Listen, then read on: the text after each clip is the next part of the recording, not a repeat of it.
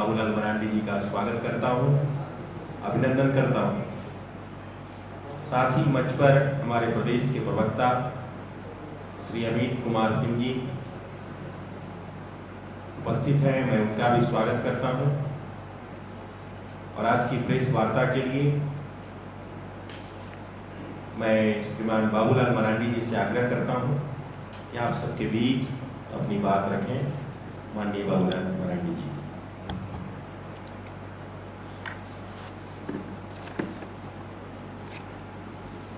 सबसे पहले आप सबको बहुत बहुत धन्यवाद। अभी आप सब लोगों के संज्ञान में बातें हैं कि किस प्रकार से देख रहे होंगे 2 दिनों से जब मानसून सत्र प्रारंभ हुआ। क्यों नहीं सुनाई दे रहा है? अरे ठीक है, आमने सामने नहीं रहा या फिर उससे भी थोड़ा सा। अब सुनाई दे रहा है? ठीक है। ये हम कह रहे थे कि अभी जब 19 तारीख से मानसून सत्र प्रारंभ हुआ तो प्रारंभ होते ही एक प्रकार से जो तथाकथित पेगासस का जो जासूसी मामला को लेकर के अपोजिशन ने हंगामा करना शुरू कर दिया। और यहाँ तक कि हाउस को में आज भी अगर आप सब लोगों ने देखा होगा तो आज भी उसी प्रकार से हंगामा, हल्ला करना, चिल्लाना, और जिसका कोई सिर पैर नहीं हो, तथ्यों से जिसको परे सब लोग लगे हुए हैं। तो मैं कह रहा था कि आज अगर आप देखें कि इस देश में जब से आदरणीय नरेंद्र मोदी जी के नेतृत्व में केंद्र में सरकार बनी, अगर उससे पहले भी आप देखें जब गुजरात में भी मुख्यमंत्री थे तो उस समय भी जो कांग्रेस पार्टी हो या तथाकथित जो बुद्धिजीवी जो कहते हैं, एक बड़ी तबका है, उसमें से बुद्धिजीवी भी है कुछ, पत्रकार भी कुछ हैं और बम फ्रंट के लीडर्स भी हैं, यानी लगातार उसका विरोध करते आ रहे हैं। अगर उन विरोधों को आप सब लोग याद करें तो किस किस प्रकार से उनके विरोध होते रहा, लोग करते रहे, ये किसी से छुपा हुआ नहीं है। लेकिन उसके बाद भी देश के जनता ने जब नरेंद्र मोदी जी के नेतृत्व में जनादेश दिया तो केंद्र में सरकार बनी, नरेंद्र मोदी जी देश के प्रधानमंत्री बने। उसके बाद भी आप याद करें उस समय कैसी माहौल को लोगों ने पैदा किया था कि मानो हिंदुस्तान कोई रहने लायक ही नहीं है जगह। आप सबको मैं इसलिए याद इन सारे बातों को करा रहा हूँ उस समय कि आप याद करिए, जो बड़े बड़े जो साहित्यकार होते हैं, बुद्ध जिन लोगों को सम्मानित भी किया गया था, तो सब लोग भी अपनी सम्मान को किस प्रकार से उस समय लोग लौटा रहे थे, वो किसी से छुपा हुआ नहीं।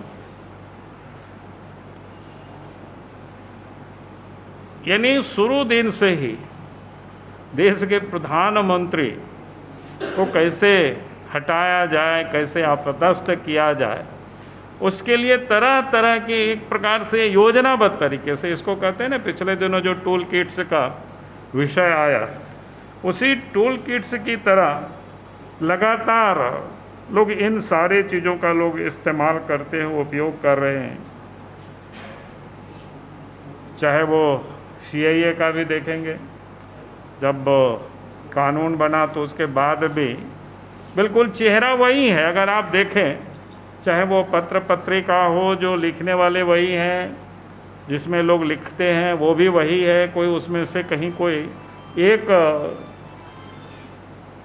इंच भी इधर से उधर नहीं होता है कि नहीं, सब कुछ वही लोग दिखाई पड़ेंगे। जब एक एक इशू पर लोग थक जाते हैं तो दूसरा कुछ होता है तो उस पर लगते हैं, चाहे वो 3 तलाक का मुद्दा हो, सब देखेंगे उन सारे लोगों का विचार बिल्कुल स्पष्ट दिखता है कि कहीं भी कोई अगर अच्छे काम करते हैं, देश के प्रधानमंत्री देश के हित में काम करते हैं, तो उस पर भी ये लोग राजनीति करते हैं लगातार। किसान आंदोलन के समय तो लोग पकड़ में आ गए कि उन टूल किट्स लोगों ने बनाया था, क्या करना कैसे करना आप सबको ध्यान में है ही इन सारी चीज़ों को। तो मैं कह रहा था कि ये किस प्रकार से ये सारे लोग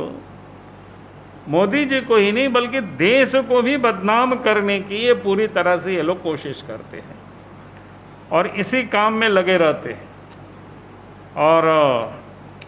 पिछले दिनों ये जो महामारी को लेकर के भी देखे किस प्रकार से लोगों ने उसकी उपहास उड़ाए और किस प्रकार से यानी सहयोग करने के बदले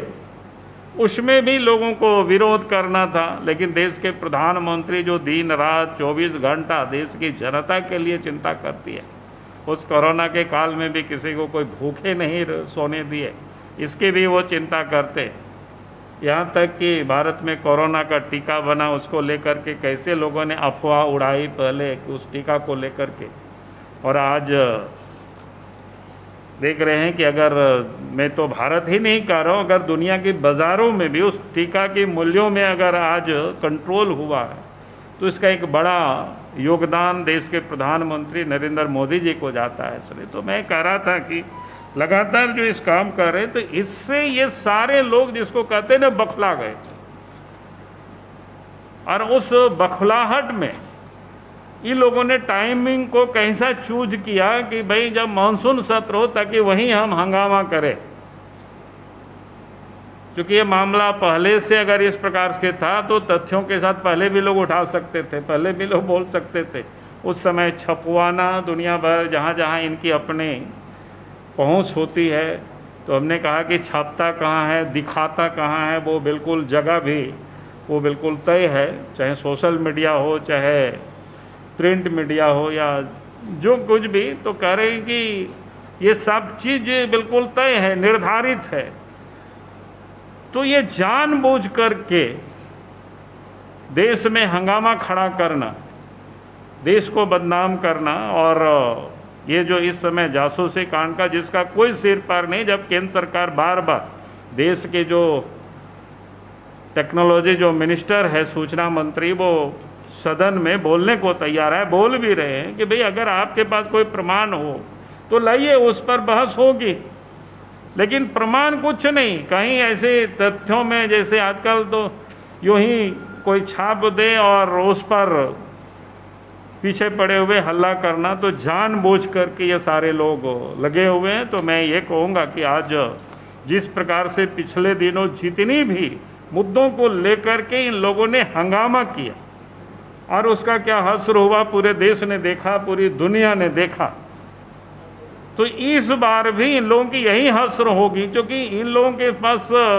कोई सबूत नहीं, कोई मुद्दा नहीं, खाली जानबूझ करके एक सुनियोजित तरीके से एक षड्यंत्र के तहत मोदी जी को बदनाम करना, देश को बदनाम करना, उससे अधिक और कुछ भी नहीं है ये सारे मामले। तो मैं आज लगा कि भाई क्योंकि इन लोगों को तो उसी में लगता है, भले कि भारत क्या कहते हैं, पिछले दिनों देखे कि इंटरनेशनल जैसे पाकिस्तान के साथ या चाइना के साथ भारत की विजय हो रही है, भारत की जीत हो रही है डिप्लोमेटिक स्तर पर भी, और आमने सामने लड़ाई में भी जहाँ होता है, चाहे डोकलाम हो या गलवान घाटी हो या फिर जम्मू कश्मीर की उस सरहद के उस पार जो है क्या कहते हैं उसको, एयर स्ट्राइक या सर्जिकल स्ट्राइक हुआ, तो उस समय भी वो लोग किस प्रकार से सबूत मांग रहे थे कैसे, जबकि पूरी दुनिया, और बाद में देखे कि उन सारे देशों ने खुद कबूला, खुद स्वीकारा। तो उसी प्रकार से ये लोग एक नया इस समय ये लोगों ने एक षड्यंत्र के तहत जिसको कह सकते हैं कि बदनाम करने की और हंगामा खड़ा करने की ये लोगों ने कोशिश किया है, और उससे अधिक इस पर कुछ भी नहीं है। ये बिल्कुल मैंने क्या कहते हैं उसको, फ्रॉड किस्म के मामला, ऐसे ही लोगों ने हंगामा खड़ा किया है। तो आज मुझे लगा कि इस पर आप सब लोगों से थोड़ी बात करें, और विशेष कुछ नहीं कहना है मेरे ओर से। बहुत बहुत धन्यवाद।